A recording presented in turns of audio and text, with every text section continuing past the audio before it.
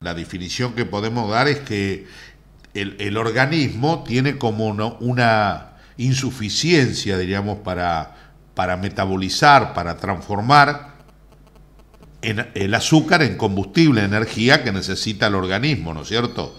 Y fundamentalmente acá interviene una hormona muy importante que es la insulina. La insulina es fundamental, intervienen otras hormonas, pero la insulina es fundamental.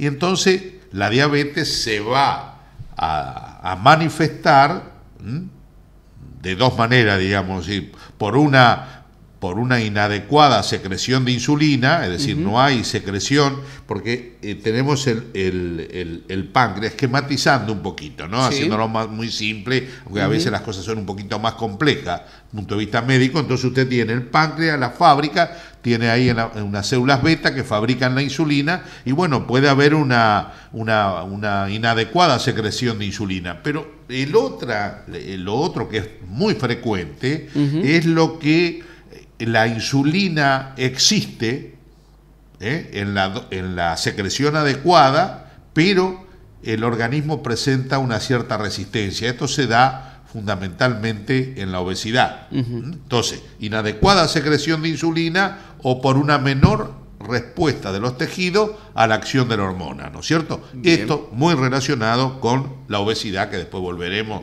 sobre la temática. Ahí tiene definición y las dos instancias en las cuales se puede dar esta enfermedad. Doctor, para tomar magnitud justamente de la problemática que estamos hablando, ¿tiene algunas estadísticas, algunos números? Bueno, la diabetes, como lo hemos manifestado en otra oportunidad, es una epidemia, aunque no de carácter infeccioso, una pandemia, y más de 300 millones de personas hay en el mundo que padecen esta enfermedad, ¿no es cierto? En nuestro país hay más de 3 millones de personas que tienen diabetes. Tres de cada 6 personas, es decir, a veces el 50% ignoran que padecen de diabetes, ¿no? Y, digamos así, después vamos a ver qué complicaciones trae, aunque la expectativa de vida de una persona que se controla su enfermedad es igual a la de una persona normal, para no ser un poco alarmista ni pesimista, sino lo que quiero es informar sobre esta problemática, ¿no? Bien, doctor, y esto de que la persona no se dé cuenta, de no detectarla, tal vez tiene que ver con que hay distintos tipos de diabetes, distinto grado, digamos. Sí. Aparte quería, antes que esa pregunta me parece, ¿cuándo se es diabético? ¿No es cierto? ¿Cuándo se es diabético? Bueno, supóngase que usted y usted tenemos un aparatito, pasa una persona en ayuna, le tomamos la glucemia, y si esa glucemia da mayor de 1,26, ahí tendríamos que catalogarla como diabética. Lo normal es de 0,70 a 1,10. En ayuna, cualquier persona que ignore, 1,26. No tiene nada que ver con si ya es diabética y tiene 1,26, yo diría que está bastante bien controlada. Hasta 1,40 en cualquier momento del día, una persona diabética diría que está bien controlada.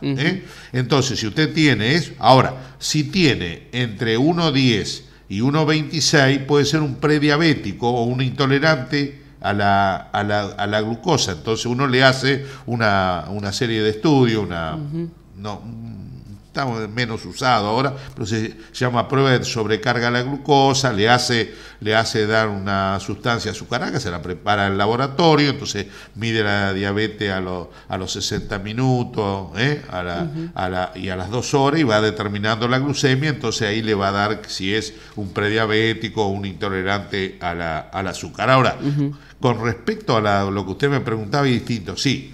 Está la diabetes tipo 1, que es la 10-15% de la población la padece, donde hay una insuficiente casi total de secreción de insulina por parte de esta fábrica, el páncreas, y bueno, y exclusivamente esas células beta, y entonces lógicamente son requirientes de insulina.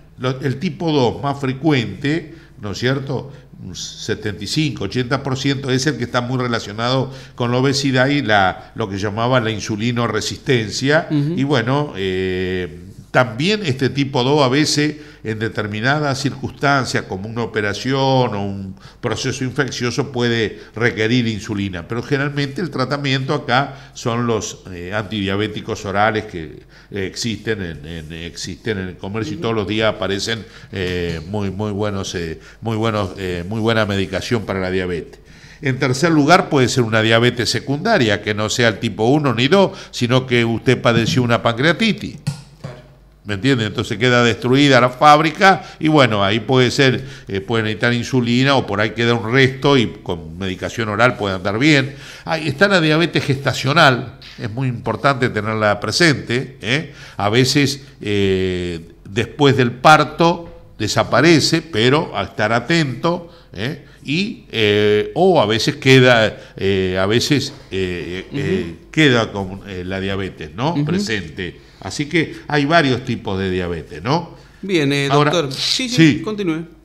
No sé, ¿qué me quería preguntar? No, decía entonces que la diabetes tipo 2 es la más frecuente, ¿no? Sí, 75, relacionado con la obesidad. Claro, ¿y qué factores de riesgo tenemos ahí cuando ya está declarada? Ahí está, ¿no? Tiene que prestar atención una persona a lo siguiente. Primero, ¿no es cierto?, la obesidad. Tener presente la obesidad y el sobrepeso. En segundo lugar, yo diría antecedentes de un familiar de primer grado que tenga diabetes. Estar atento. La vida sedentaria.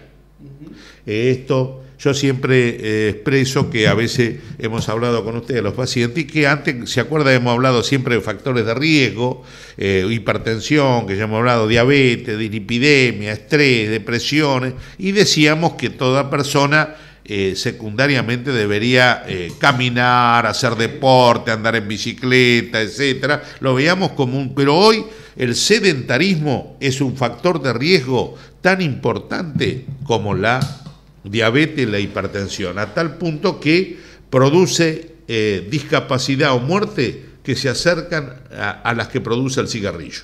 Mientras el cigarrillo, usted sabe que las estadísticas a veces depende un poco a veces como la inflación, ¿no? Depende cómo, a veces, claro. Entonces, ¿qué pasa? Algunos dan como muerte del cigarrillo, relacionado con el cigarrillo, lo hemos dicho con usted también, más o menos unas 50.000 muertes por año de argentinos de enfermedades relacionadas con el cigarrillo. Y bueno, otros hablan de 40.000. De cualquier manera, por la vida sedentaria, relacionado con el sedentarismo, hay casi 40.000 muertes por año. Así que el sedentarismo, tenerlo presente. Antecedentes de parto con peso del recién nacido que sea mayor a 4,5 kilogramos. Diagnóstico previo de lo que hablamos recién, de diabetes gestacional, hipertensión, tener hipertensión. ¿Se acuerda el colesterol? Bueno, eso lo vamos a hablar en cualquier momento, de la dislipidemia. El colesterol bueno, el HDL, menor de 35, y el colesterol muy elevado, el LDL, los triglicéridos muy elevados, tenerlo presente. La diabetes en ayuna alterada, dijimos que es entre 0,70 y 1,10. La tolerancia a la glucosa alterada. Esos son, creo que tenerlo en cuenta como factor de riesgo en la diabetes tipo 2, ¿no? Ahora, doctor, hay más para hablar, pero para tener un panorama, ¿no? Usted refería que si uno se la controla, podríamos decir que se puede tener un estilo de vida normal, ¿no? Porque si claro. ¿Y qué pasa si no se la controla? ¿Cuáles son los inconvenientes? Primero, las complicaciones de la diabetes no controlada, ¿no es cierto? Primero hay que señalar que es la primera causa de insuficiencia renal crónica en el mundo, y la primera causa de ingreso a diálisis. Está claro eso, muy importante. La diabetes incrementa, no controlado siempre, tampoco hay que ser gluciómetro, es decir, porque tengo hasta 1,40 estaría bien controlada en cualquier momento del día en el que es diabético. La diabetes incrementa en 4 veces el riesgo de padecer enfermedades cardiovasculares o cerebrovasculares, incrementa el riesgo. También la diabetes es la primera causa de amputaciones en las piernas no traumáticas. Las primeras son los accidentes de tránsito de otro tipo, pero dejando de lado esos accidentes, la primera causa de amputaciones. Es la primera causa de ceguera en el mundo, por eso el diabético debe someterse permanentemente a exámenes oftalmológicos. Eso es muy importante tenerlo en cuenta. Y lógicamente, si uno no controla diabetes, disminuye la expectativa de vida de las personas. Doctor, siempre, bueno, usted hablaba de las amputaciones, ¿no? Y siempre se habla del pie diabético, ¿no? El pie diabético, que no tratado puede llevar a eso, ¿no? Es una de las complicaciones más peligrosas, ¿no es cierto?, la enfermedad, y es frecuente. 1 de cada 4 diabéticos lo sufre en algún momento, ¿no es cierto?, de la vida, y el 6% de estas personas terminan en una amputación. Más o menos se realizan en el país unas 19 amputaciones diarias, puede ser un poquito más, un poquito menos, depende de diversos factores. Pero lo importante, acá lo que yo quiero resaltar, es que el 80% de estas amputaciones podría ser prevenida con sencillas medidas que vienen al caso, que ahora la voy a mencionar. Pero el por qué se produce lo que pasa que toda persona diabética está alterado el flujo sanguíneo hacia los pies, hacia toda la pierna, hay menor flujo sanguíneo, y además está disminuida la sensibilidad, porque la diabetes no solamente ataca, acelera la aterosclerosis, obstruye las arterias, sino que también produce alteraciones de la sensibilidad, alterando los nervios, produciendo una polineuropatía. Entonces, al tener esto, ¿no es cierto?, esa disminución de la circulación y de la sensibilidad, un mínimo traumatismo, porque estamos en el verano y la persona no debe andar en pata, perdóname la expresión, ¿no?, descalzo, o usa un zapato demasiado apretado, o pisó una piedrita, o fue al pedicuro y no le dijo que era diabético, ¿me entiende? Entonces eso ya desencadena un proceso infeccioso que a veces puede llegar hasta la amputación, porque se establece una gangrena de toda la pierna. Entonces, con un autoexamen de rutina, ¿no es cierto?, buscando lesiones, se pone un espejo, se mira bien, la consulta médica si hay lesiones para tratar, a veces usar calzado no demasiado apretados ni esos puntiagudos, claro, entonces eso todo, la higiene diaria, la higiene diaria es muy importante, secar con toallas absorbentes, y la educación diabetológica es muy importante acá, ¿no? Y bien, bueno, con respecto al tratamiento ya sabemos, el plan alimentario saludable que hemos dicho, movimiento, ejercicio, educación diabetológica, los fármacos orales, la insulina, los autocontroles, ¿no es cierto?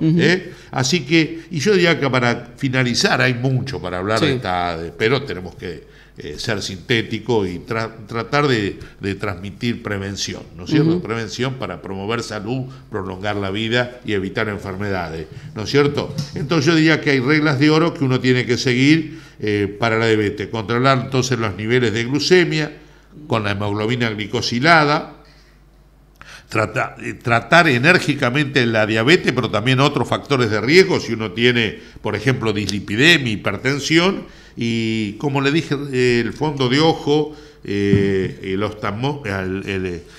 al oftalmólogo es muy importante, ¿no es cierto?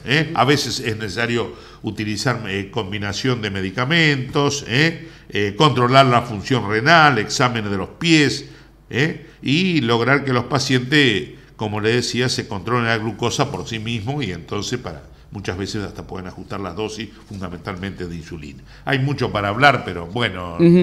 Doctor, le quería hacer una pregunta. Sí. Usted siempre dice, por ejemplo, en el caso de aquellos que tienen presión arterial, alejarse del salero, ¿no? Sí. Cuidarse del salero. Hace mucho, tirar el salero. Tirar el salero. Digamos, estamos hablando en el caso de la diabetes de algo genético, ¿no?, que puede ser el origen de la misma, pero digamos, aquella persona que vive no con el salero, sino con el tarro de azúcar al lado, y le pone mucha azúcar a todo, a todo. Usted me está dando un mate amargo muy bien. Digo, ¿puede llevar un excesivo consumo de azúcar? puede desembocar. Puede actuar como un factor desencadenante. Usted sabe que el ser humano es el producto de la genética y del estilo de vida que está haciendo. Es decir, que si uno ya tiene el gen y tiene destruido por razones de autoinmunidad o por otras razones que no se desconocen de la diabetes, ¿no es cierto? Y usted ya tiene para ser diabético, por más que no coma azúcar, la diabetes se va a desencadenar, pero lo que pasa que va a ser, si usted no come hidratos de carbono refinado, harinas, azúcar, dulce, etcétera, ¿no es cierto? Indudablemente lo va a agravar y va a hacer que se desencadene más fácilmente, ¿no? Claro. Así que eso es muy importante. Y la última pregunta relacionada con esto, mucha gente, trata de mejorar el estilo de vida y dice, no voy a consumir tanta azúcar y voy a utilizar algún edulcorante, Sí, ¿no? puede usarlo. Pero hay mucha variedad de edulcorantes y hay muchos mitos también alrededor de los edulcorantes. Sí, que no consuma tal porque puede producir un cáncer, no consuma tal otro porque... Sí, no, pero no. De moda también la stevia, que se utiliza mucho. Ese es bueno, la stevia, la sacarosa,